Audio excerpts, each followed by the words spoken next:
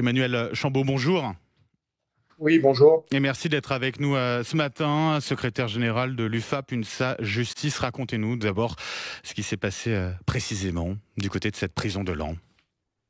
Écoutez, hier matin, alors au moment de l'ouverture de la cellule à 7 heures, les collègues, comme chaque matin, ouvrent les cellules et donc à l'ouverture de cette cellule, le détenu à l'intérieur, armé de 2 tessons de bouteille, a agressé un de nos collègues en portant des coups avec ces tessons de bouteille sur l'avant-bras d'un des 2 collègues, des 3 collègues qui ouvraient la porte. Hmm. Derrière, s'en est suivi, ils ont essayé de refermer la porte, on n'a pas pu la refermer. Le détenu est sorti sur la coursive, il avait isolé un collègue sur la coursive en essayant de le prendre en otage. Une discussion s'est engagée avec les agents présents et le détenu, ce qui a permis fort heureusement, de ne pas connaître un drame supplémentaire dans l'administration pénitentiaire. Ça permet de libérer le collègue qui était retenu Ouais. au fond de la coursive par le détenu. Et si vous voulez, on a eu une grosse frayeur parce que ça aurait pu se terminer beaucoup plus mal que ce qui est arrivé hier. Qu'est-ce qu'il a dit, ce détenu, dans ses échanges, dans ses discussions avec les surveillants? Si vous voulez, quand il a agressé le collègue hier matin en blessant à l'avant-bras le collègue, il a crié à la Akbar, bien sûr. Et derrière, il a dit qu'il n'avait plus rien à perdre puisque c'est un détenu qui avait été condamné une première fois à 25 ans de prison. Et Hmm. derrière, il a fait appel et il a été condamné à perpétuité. Donc, il a déclaré qu'il n'avait rien à perdre. Et donc, voilà, il sortirait d'une manière ou une autre. Emmanuel Chambon, comment se fait-il que cet individu, ce détenu, ait eu accès à un tesson de bouteille?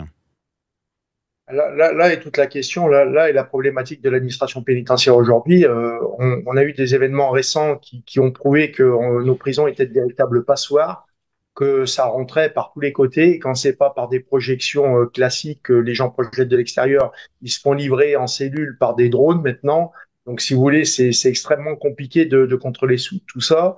Suite à l'assassinat de nos 2 collègues à Incarville, on a signé un protocole avec le ministre qui Hmm. vise à sécuriser justement l'ensemble des établissements pour éviter que des objets dangereux comme ça puissent rentrer en prison. Et c'est des objets qu'on trouve pas en prison, hein. C'est des objets qui sont interdits. Il n'y a pas Oui. de bouteilles en verre, c'est des bouteilles en plastique. Donc on voit bien que, encore une fois, malheureusement, nos établissements sont des véritables passoires, quoi. Vous l'avez dit, il y a des avancées concrètes tout de même à ce niveau-là? Alors écoutez, on a commencé des discussions cette semaine, pour rien vous cacher, on a commencé hier sur la réévaluation, enfin sur la formation des agents. Aujourd'hui, on doit les rencontrer sur les niveaux d'escorte, la sécurisation des établissements. Il y a des engagements qui ont été pris, notamment sur le déploiement supplémentaire de brouilleurs anti-drones, de brouilleurs contre les téléphones portables. Voilà, c'est des choses qui vont se mettre en place dans les 1 an et demi à venir de manière régulière, mais il faut vraiment qu'on accélère parce qu'on voit bien qu'on est en danger de partout, notamment avec ce type de détenus qui ont plus grand-chose à perdre et qui l'ont prouvé déjà dans ce qu'ils ont fait, le massacre qu'ils ont fait en 2015, tant à Charlie Hebdo que vers l'Hypercacher. Pour lui, il s'agissait de complicité dans ces assassinats. Vous l'avez dit, hein, toute la difficulté, c'est sur des détenus comme ça, condamnés à perpétuité, qui n'ont rien à perdre. C'est difficile, j'imagine, à gérer. Ils sont à l'isolement quand même. C'est avec, j'imagine, des règles de sécurité renforcées. Alors oui, ils sont à l'isolement parce qu'on les isole du restant de la population pénale, parce que ce type d'individu peut générer du prosélytisme dans les prisons, donc on essaie de les isoler. Je voudrais juste quand même vous dire que c'était pas sa place. Il avait rien à faire au centre pénitentiaire de Lens. Centre Pourquoi? pénitentiaire de Lens, c'est un centre d'arrêt et un centre de détention. C'est soit des prévenus, soit des condamnés à des peines relativement petites. Si vous voulez, c'est quelqu'un qui aurait dû faire l'objet d'un placement en maison centrale. On regarde la durée de la peine qui est prononcée. Hmm. Euh, il devait partir au mois de septembre au Centre national d'évaluation, justement pour être orienté dans une maison centrale. Mais le fait de les tenir trop longtemps dans les maisons d'arrêt, quelque part dans les centres pénitentiaires, c'est pas non plus le lieu où on doit les gérer. C'est compliqué à gérer. Ouais. Une enquête a été ouverte, hein, je le précise, par le parquet national antiterroriste. Où est-il aujourd'hui, ce détenu? Alors, écoutez, aujourd'hui, hier, l'information que j'avais, il est encore sur l'ange. Je pense qu'il va être transféré, bien évidemment.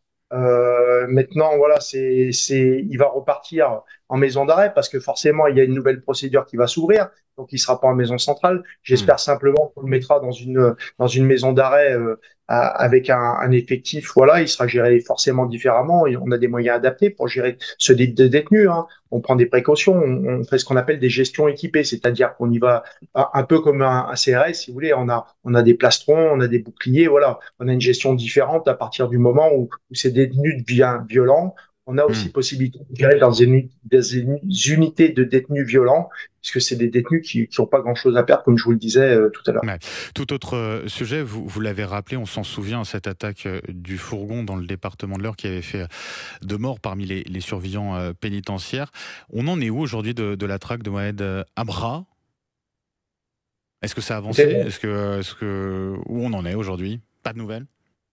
Écoutez, on n'a pas de nouvelles. Moi, j'ai une confiance absolue dans les forces de l'ordre, que ce soit la police ou la gendarmerie. J'ai aucun doute sur le fait qu'ils y mettront la main dessus un jour ou l'autre. Hein. Voilà, on Hmm. peut pas. Il y a une chasse à l'homme qui est organisée, c'est long, mais j'ai confiance dans la police et la gendarmerie pour pouvoir récupérer les individus qui ont tué mes deux collègues. Merci à vous, Emmanuel Chambon. Merci d'avoir été avec nous sur Sud Radio. Je rappelle, secrétaire général de l'UFAP, UNSA Justice. Bonne journée à vous.